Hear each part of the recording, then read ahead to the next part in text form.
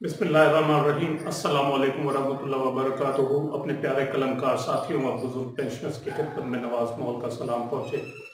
नाज़रीन गिरामी, आज की इस वीडियो में हम restoration of commuted portion of pension के बारे में जानने की कोशिश करेंगे, क्योंकि जो बंदा रिटायर हो जाता है तो उसका सबसे फिर महबूब टॉपिक ये होता है और वो ये जानने की कोशिश करता है कि उसकी पेंशन कब बहाल होगी, और दूसरे नंबर पर उसमें उसकी ये ख्वाहिश होती है कि वो ये जानने की कोशिश करे कि जब उसकी पेंशन बहाल होगी तो बहाली के बाद उसकी पेंशन कितनी बनेगी।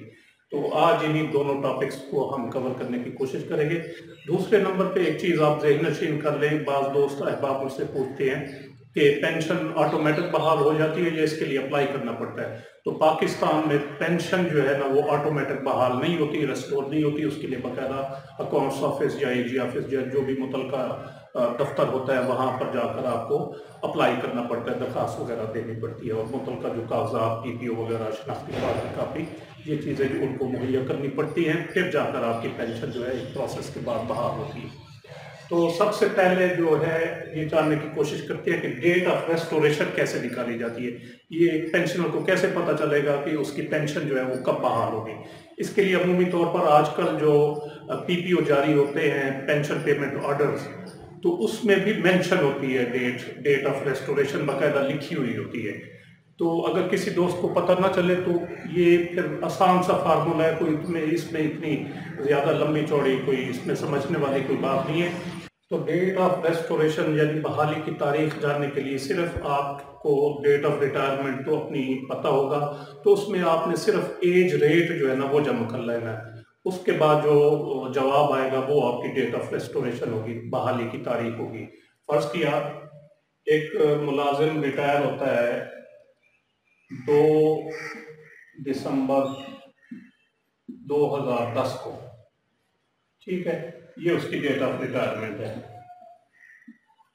अब इसमें ये 60 साल की एज में रिटायर हुआ है, 60 ईयर्स पे, ठीक है। 60 ईयर का जो फॉर्म एज फैक्टर आजकल पेंशन निकालने के लिए, कम्यूट करने के लिए लागू होता है, वो है 12.3719।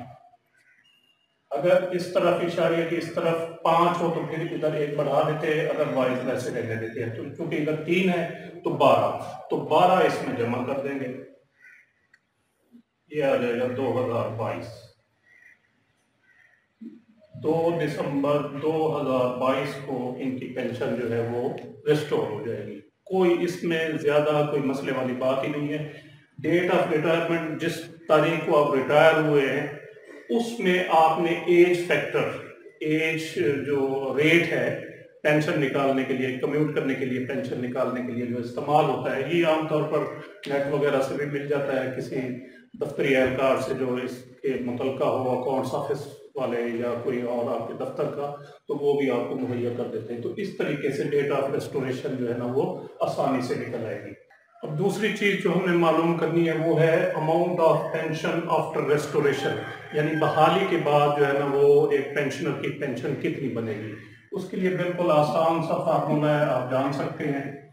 इसमें जो आप पेंशन ले रहे हैं, एग्जिस्टिंग पेंशन, और इसको मल्टीप्लाइड करेंगे 100 से और डिवाइड करेंगे जो अनकम्यूटेड पोर्शन आपका पेंशन का था, वो uncommuted portion of pension,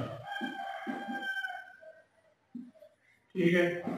Pakistan में जो 2001 से पहले मुलाजिम रिटायर हुए हैं उनका 50-50 था, यानी 50% पेंशन और 50% कम्यूट होती थी। 2001 के बाद 2005 तक जो है वो 40 और 60 हो गया, यानी 60% आपकी मंथली पेंशन और 40% कम्यूट होता था। और 2005 के बाद अब तक जो है अब होता है 35 और 65, ये पोर्शन होता है। तो ये मेरे ख्याल में आपको पता चल गया होगा। अब एग्जिस्टिंग पेंशन जो होती है वो होती है जो पेंशन आप ले रहे हैं, यानी जितनी पेंशन आप मंथली ले रहे हैं। लेकिन इसमें आपने एक चीज़ का ख्याल रखना है, इसमें से मेडिकल अलाउंस और ऑर्डरली अलाउंस अगर कोई मिल रहा है, ऑर्डरली अलाउंस ये ग्रेड 20 से 22 के मुलाजमीन को मिलता है, अफसरों को। तीसरे नंबर पे ड्राइवर सैलरी,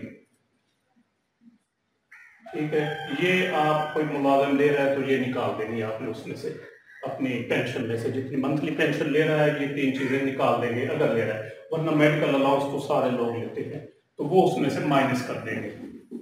अब फर्ज किया कोई पेंशनर जो है ना वो पेंशन ले रहा है 50,000 मेडिकल स्नैप, और मेडिकल इसमें है जी उसका 5,000, तो बाकी जो बचेगा 45,000 वो इधर पेंशन रिस्टोर करने के लिए इस्तेमाल होगा। यानी एग्जिस्टिंग पेंशन में हम 45,000 लिख देंगे, 45,000 डिवाइडेड मल्टीप्लाइड बाई 100 और divided by uncommuted portion of pension.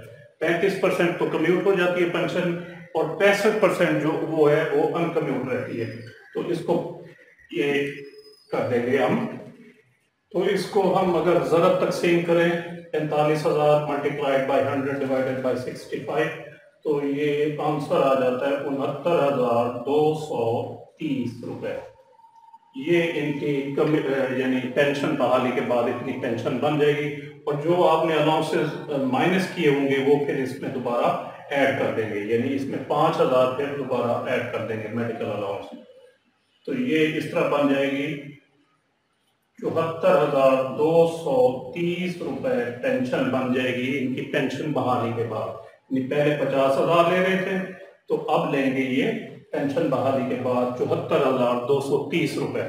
तो इस तरह किसी भी आप पेंशनर की जो है ना वो पेंशन मालूम कर सकते हैं बहाली कि किस तरह, यानी उसमें से आपने एक चीज ध्यान में रखनी है, जो पेंशन वो ले रहे हैं इजाफा समय उसमें से आपने जो पेंशन में अलाउंसेज है, मेडिकल अलाउंस है या कोई और अलाउंस है, वो उसमें से माइनस कर देना है, और जो रकम बाकी बचेगी उसको आपने इस तरह से जरा तकसीम कर लेना है, यानी वो जो अमाउंट होगी वो, और उसको आपने डिवाइड करना है 65 यानी अनकम्यूटेड पोर्शन ऑफ पेंशन से, और अगर मल्टीप्लाई कर देना उसको 100 से। और अगर कोई मुलाजिम ऐसे यानी 2001 से लेकर 2005 के दौरान रिटायर हुआ है तो फिर उनका अनकम्यूटेड पोर्शन ऑफ पेंशन जो है वो होगा 60, उसको 60 से मल्टीप्लाई कर देंगे, और 2001 से पहले जो मुलाजिम रिटायर हुए हैं उनका था 50-50, तो उसको हम 50 से मल्टीप्लाई कर देंगे। तो इसीलिए उस पेंशन को कहा जाता था कि डबल होगी, यानी जितनी वो ले रहे होते थे तो उतनी वो उसमें ऐड हो जाती थी। वो उम्मीद है ये आपको पेंशन की डेट निकालना, रेस्टोरेशन ऑफ पेंशन ये किस तारीख को बहाल होगी वो डेट निकालना, और बहाली के बाद पेंशन कितनी बनेगी ये किस तरह वर्कआउट होती है, कैलकुलेट होती है, तो वो आपको सारी चीज़ समझ आ गई होगी।